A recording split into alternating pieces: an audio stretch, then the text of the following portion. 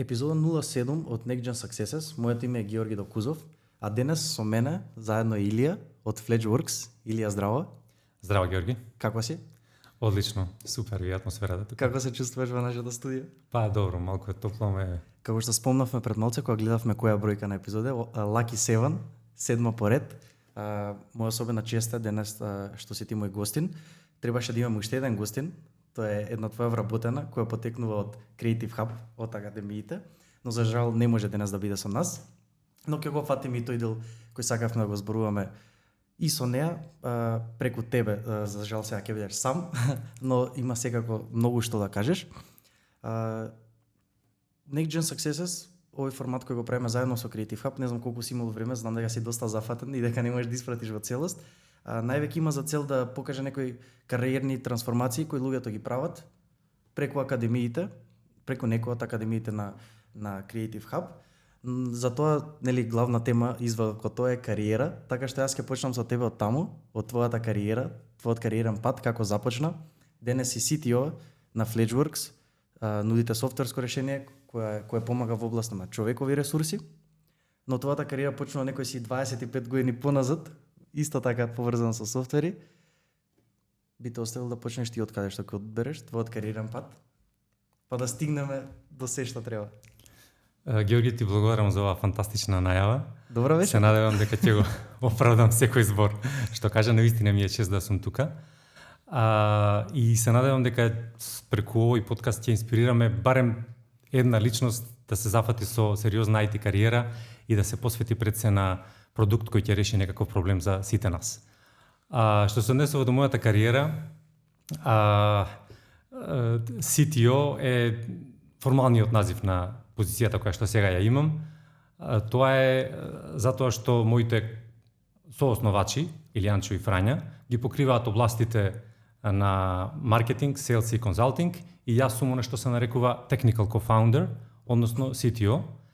Тоа формално значи дека ги покривам сите делови околу технолошкиот развој на платформата што ја развиваме.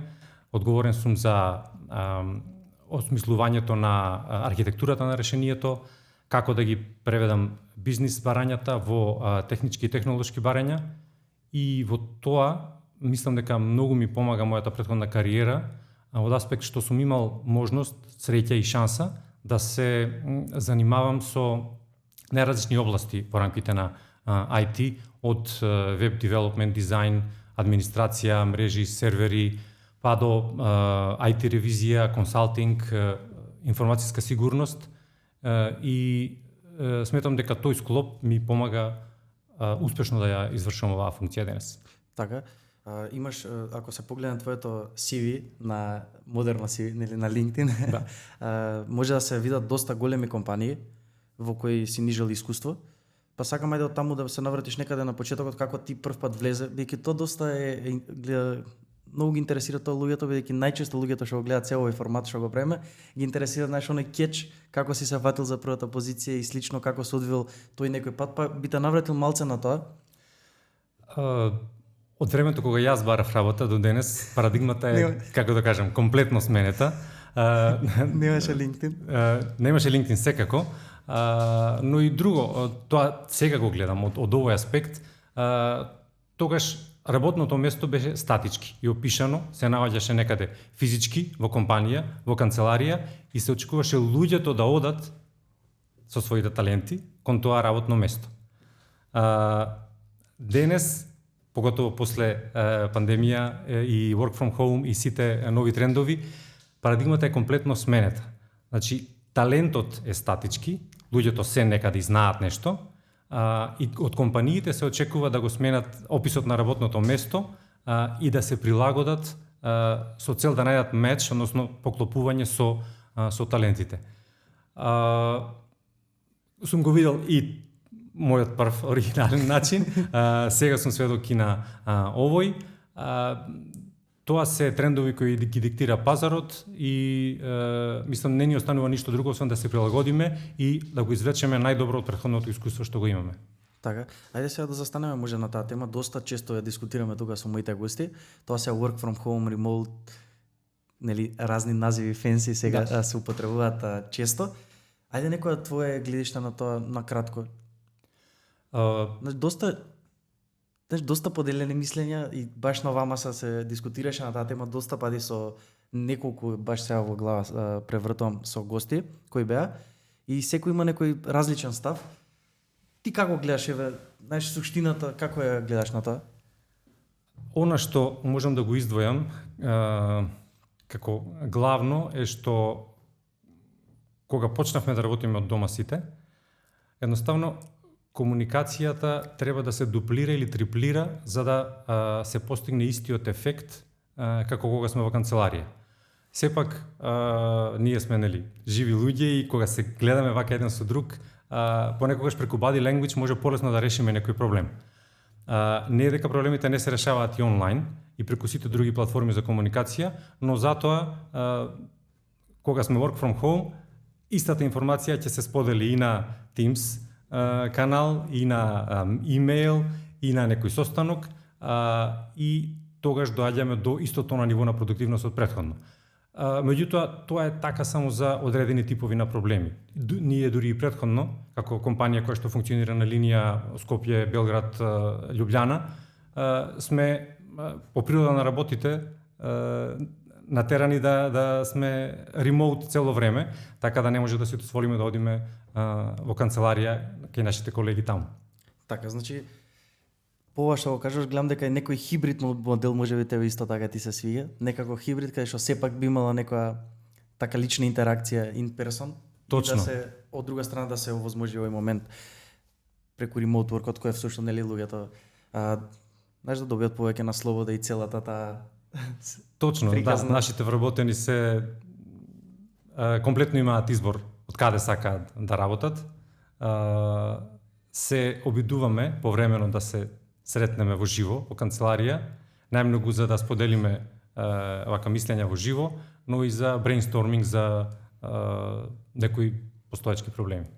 Пред да скокнеме на вашите вработени, сакам да опфатим еден дел и за самиот ваш софтвер, за самата ваша компанија FledgeWorks, да збордва, може и малце повеќе, со што се бави, како започне идејата. Така. Има дошта што да се збори, така што не те ограничувам. FledgeWorks е платформа за управување со процеси во делот на човечки ресурси. Односно, ние преку платформата им помагаме на компаниите да го подигнат нивното ниво на менеджмент, со тоа што ќе направат дигитализација на сите процеси низ кои што проаѓаат вработените во тек на нивната кариера во една компанија. Целта ни беше да имаме еден сеопфатен систем, да биде единствен систем кој што ќе и треба на компанијата за да ги покрие сите процеси во HR. И тоа не е лесна и мала задача, затоа го развиваме веќе неколку години и мислам дека нашиот клуч за успех е тоа што успеавме да ги споиме во едно знаењето од доменот на HR со технолошкото знаење за градење на клауд платформа. И мислам дека тоа е клучно во развојот на софтвер, затоа што вие може да имате технологија, меѓутоа доколку нема некоја подлога, како во нашиот случај со докажана методологија, на крај може да биде само екстра напори да не биде толку корисна за компанијата. Да штети. Окей, не би одел до таму, но да остане неискористена. Така, моментално се наоѓате на 3 пазари, колку што сум запознан. Имате амбиции за проширување. Ајде малце, може некој бизнис ток на таа да се отвори на тоа. Доста поле се HR, трета, извини што те прегинав, трета веќе епизода поред се отвара поимот HR, зборевме за HR академиите, имавме и HR експерт во претходната епизода. Доста некако во експанзија целата таа бранша, како и да се нарече, малце и чуден склоп сега, само како некако да се формира. Еве вие софтверот се уште го формирате и го правите, луѓето се надоградуваат кои работат во тоа, тек се надоградуваат, се и некако во сам зачеток, доста интересно, барем јас од пред 3 епизоди првпат влегов повеќе со некои луѓе кои се во таа тема, кои од различни страни, ти моментално како некој што работи на софтверско решение во таа бранша. Што се случува на поле на HR, глобално, на пазарите вие кои ги држите? Да, одлично прашање и одлично си го забележал овој тренд. Се случува една еволуција и револуција во HR. од традиционалната административна улога на HR, каде што Се смеевме кадрово, Кадрово, да, дури бидејќи продаваме во Словенија, се уште називот е кадрово, кадровик е некој што работи во HR. Така да тоа е интересно. Од таква една административна улога, HR се трансформира во модерна, агилен дел на компанијата, кој што е веќе партнер во бизнисот. Сето тоа, мислам, теоријата тука е стара, да не кажам 40-50 години. Меѓутоа, повторно, после трендот на work from home, секој ден сме сведоци, слушаме на така наречена војна за таленти, talent war on talent. Тоа не е ништо друго, него борбата во овој пазар во кој што ностоп мигрира работната сила, да се најдат вистинските луѓе, да се стават на правото место. И тоа е многу тешко. И дури ни едно решение нема да го реши тој проблем. Целата работа е во трансформација на културата на работењето на компаниите, кои што ако се подразбираше само рекрутмент под талент менеджмент, сега сите процеси поврзани со вработените, вклучително и well-being на вработените, нивната добросостојба, се е тоа талент менеджмент. Така да поимот некако се прошири и се поврзано со HR и вработените е моментално во еден бум и подем. Така и веројатно тоа е тек сам некој зачаток, како ја што може да видам, по сето ова што се случува, по тоа и што има академии.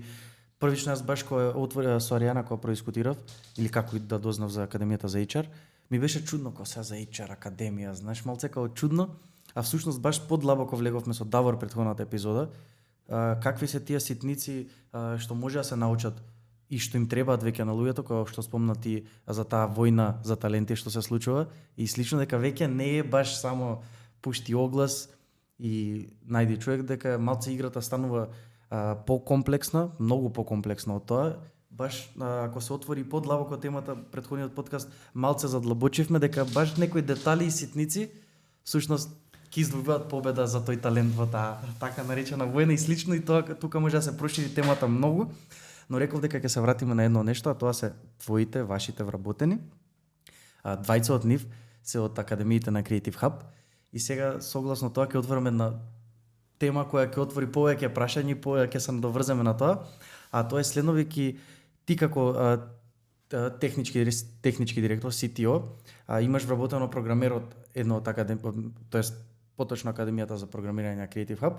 Сакам твое се едно мислење за тоа, знаеш, спремноста на доста често се и таа полемика се води тука. Знаеш колку е некој спремен со академија да влезе на позиција, колку се спремни луѓето кои одговараат за таа позиција, како ти во случај со самото тоа што си CTO, се спремни да ангажираат или да дадат шанса на луѓе кои прошле низ таков некој тренажен процес од една година академија и слично. Па може тако повеќе страни да опфатиме темата и сакам прво да почнеме со едно кратко прашање, како ти се одлучи баш за тие студенти, како реши да даде шанса на некој од академија, после може ако имаш некоја инспирација пошироко да ја разлабочиме тема. Да. Јас малце ги фаќам вака. Да. Од сите страни прашањата за ти дам инспирација од каде супер. Имавме среќа што ние и оригинално баравме јуниор позиција, конкретно за фронтенд девелопер. И иницијативата за соработка дојде од Creative Hub, после објавениот оглас. Буквално во 20 минути состанок со Аријана се разбравме и свативме што сакаме. Мене ми беше позната нивната работа од претходно, бидејќи имаат HR академија, ние сме на темата HR исто. И го прифативме нивниот предлог. Во однос на тоа, за отвореноста на прифаќање на луѓе од академијата, мислам дека секој, да пример, ако ги поделиме, една категорија на луѓе кои што знаат што сакаат уште од секогаш и се запишале на некој факултет, завршиле во некоја струка, ја сакаат кариерата и го работат тоа. Но од друга страна има луѓе кои што веројатно поради разни причини не се наоѓаат во кариерата што ја работат, а имаат потенцијал за нешто друго. Сега хајпот е најмногу во IT професија, и нормално дека натаму ќе има најмногу луѓе. Creative Hub го зема тој потенцијал од луѓето, им дава вештини и понатаму индивидуално. Како и кај овие првите, еве да речеме, не знам, да замислиме еден вака конус, сите одат кон иста цел. Од едната страна на кругот се овие што ја сакаат својата кариера и што учеле, од другата страна се овие кои што сакаат да променат кариера. Меѓутоа и овие што ја сакаат кариерата мора да прифатат, поготово IT, дека има lifelong learning, нели, мора да се надоградуваат, да учат. Ако не, многу лесно ќе се најдат на другата страна, ќе се најдат во кариера што не ја сакаат. А исто така и овие што ја промениле кариерата, иако цела кариера ми е во IT, сум правил резови и сум менувал работни места кои што биле различни од претходните и знам дека треба храброст и не е едноставно да се промени кариера. Така да компаниите треба да го видат тоа кај луѓето кои што сакаат да променат кариера и да сватат дека таа храброст ќе резултира на крај со една нова свежа енергија. Знаеш кога некој ќе научи нешто и сака да ги дознае сите тајни на занаетот. Доколку го има потенцијалот, тогаш тој човек ќе гризе и како ќе биде добар ресурс во компанијата. Искрено ова е еден од најдобрите одговори што ги добиваме седаците.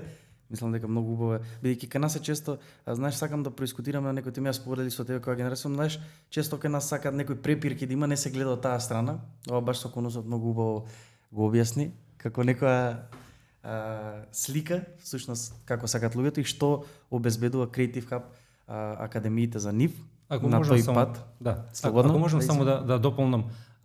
Мислам дека секој еден, доколку сака да се оствари во кариерата, треба да помине одреден интелектуален труд и напор. Некој тоа може би го поминал на факултет, некој тоа ќе го помине покасно или некој па на самата работа. Меѓутоа неизбежно е да помине, да се помачи, така да кажеме. Така, сега одма сакам да се надоврзам на тоа, беше планирано за покасно. Next Gen Successes се бавиме со успешни кариерни промени и со ментори кои им помагаат на луѓето да ги стекнат тие промени, да дојдат тие промени. Ти си во таа удлага денес тука. Голем дел од луѓето во ова време кое живееме, тоа некој својот кариерен развиток го гледаат доста битно, што е според мене доста окей. Сакаат кариерно да се остварат, небитно колку се стари, да кој пол се и слично. Таа потреба некако за остварување и нели оној purpose in work да се најде некако што сакаш да работиш, зашто сакаш да го работиш е многу изразено. Јас тоа го знам и од мојата генерација, тука седат со луѓе со мене, карши мене, кои се доста постари, јас го превземале тој чекор. Значи небитно е се освен суштината дека сите трагаат по некоја своја идеална кариера. Што би советувал ти од улогата која имаш, од искуството кое го имаш? Како би ги потикнул, бидејќи сега некој гледа што може сака да се запише, па дали додам на академија, па сега ече, па што после како ќе правам. Ти доста работи од претходната изјава може да се надоврзат и на ова прашање, а ме вака бонус.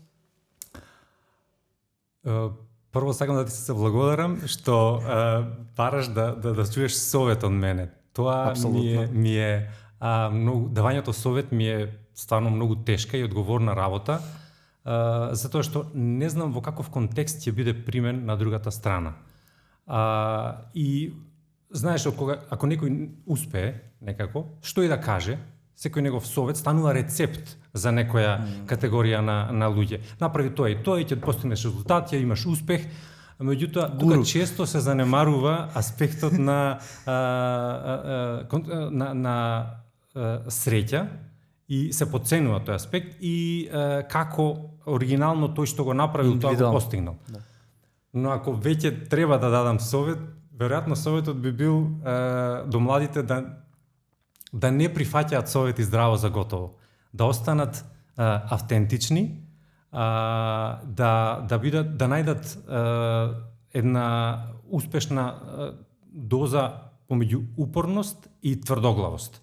Затоа што тие работи се блиски, меѓутоа разликата според мене е што упорноста дозволува да ги промениш своите идеи, што тврдоглавоста не ти дозволува, и да задржат една доза на понизност. Многу ми се допаѓа тој збор. Humble на англиски, не знам дали е најсоодветниот превод.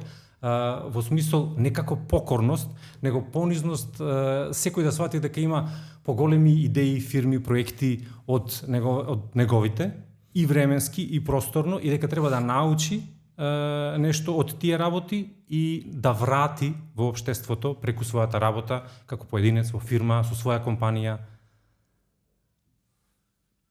Тоа би имал да кажам. Искрено совршено мислам дека може и да си го пуштат на репит уште еднаш, дека доста добар совет. Всушност да не се гледа секој совет здраво за готово. Тоа е доста, бидејќи знаеш и колку е тоа, гледам баш се од твојот мајза, ние се запознавме пред 10 минути пред да почнеме да снимаме технички и сега тека имаме некоја лична интеракција кај што може нели ставови да размениме и искрено доста работи што ги спомнеме ми се допаѓаат како некој млад човек. Ти преска ме спомна дека ти е чест да те прашам за совет. Мене ми е чест да можам да седам и да слушам од некој што има толку години искуство. И затоа секој што прашање што го спомна дека го отвараме на крај, бидејќи и сега ти го одговори малце каде што и ме збуни се, па да извлечам паралела со ова дека всушност не е ни само на класична мотивација се дае на тој што не гледа кој па сега као запиши се ова она, него дека треба да тргне од тоа ти што го кажа на крај. Точно. Да. Значи да тргне од себе, од тоа зашто сака се тоа да го направи, дека не е само да се пушти вадицата и Така е. Еве, мислам, можам и од аспект на она што го работиме како софтвер, како систем. Има еден дел кој што се вика оценка на процена на компетенции на личноста. Секој од нас има некој потенцијал, нели? Меѓутоа, прашање е дали јас можам да го искористам тој потенцијал на човекот како вработен, односно да најдам меч и да го поклопам со описот на работното место. Мора да те запознаам подолг период, да работиме заедно со цел да можам да оценам какви се твоите бихевиорални компетенции, дали ти си добар тимски играч или не. И бидејќи треба време за тоа, што и да се одлучи некој, треба да остане, да истрае одреден период на тоа и да не се обесхрабрува. Мислам дека нема друг начин. Така, мислам дека совршено кажано. Сега кажавме поопштовец, а сакам сега малце поспецифично, уште еден совет, ако дозволиш да те прашам е што би порачал на конкретно младите од твојата бранша, тоа се младите IT идни експерти кои сакаат да стигнат до таа титула, ти што имаш конкретно за IT играчите, учениците, академците идни, некој поспецифичен совет како се одвива таа игра моментално? Како треба да размислува еден млад IT? Би кажал или доста се овие од претходно извадоци што ги кажав, исто да се применат. Да, би се применило истото. Би кажал само дека во IT има многу промени. Буквално на секои 3 месеци се појавува нова платформа, нов фреймворк. Она што од моето искуство можам да го извлечам е дека е битно да се знаат процесите. Например, ќе земам банален пример, карикирам, процесот е пишување. Меѓутоа, како пишувањето во праисторија било шкрабање на пештерски ѕид, па после тоа клесање на камен, па после тоа на папирус, па на нели машина за отчекување. И денес е на компјутер, утре ќе биде, не знам, со некој вграден чип. Меѓутоа, процесот е тој. Над процесот се технологиите, тие се менуваат, и над нив се најбрзо променливи алатките.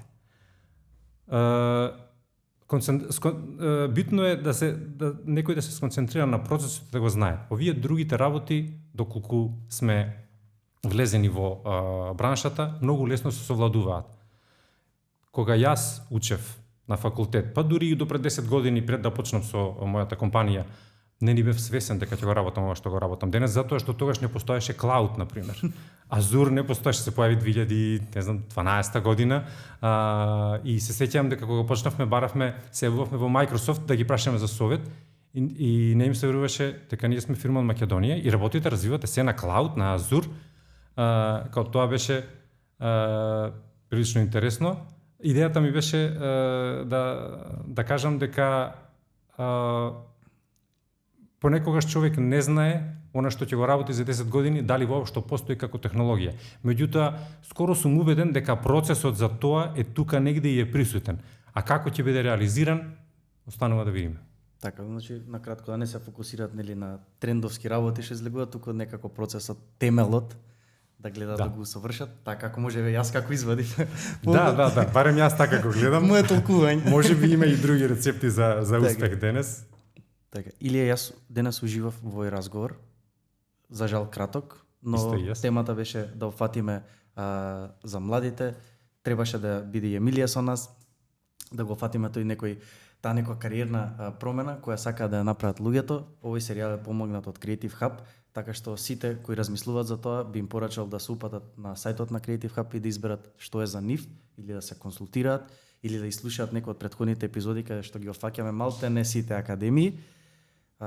Затоа викам ќе се за жал краток бидејќи се задржавме само на тие работи, со почувствував дека со тебе може да се збори уште на мал милион работи, се надам дека ќе дојдеш повторно во некој подолг формат, каде што ќе отвориме и некои други теми.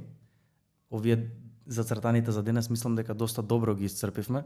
Аријана да не ми се љути ако заборив некое прашање, бидејќи се внесовме малце по темелно да гледаме на некои работи. Уште еднаш ќе ти повторам дека уживав во разговорот, ми беше многу мило што се запознавме.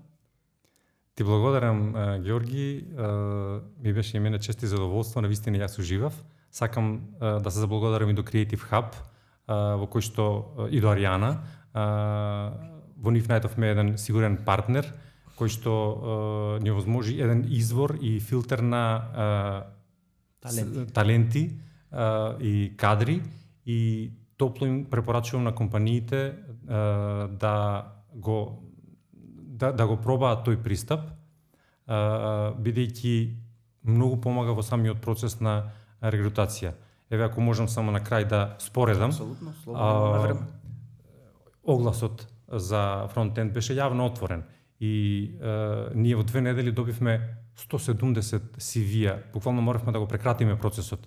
А од друга страна, и сега замисли 170 CV-а, колегите Андреа, Никола и Наталија мора да ги сортираат, прегледаат. Тоа одзема ресурси и време, поготово за мала стартап компанија е многу напорно.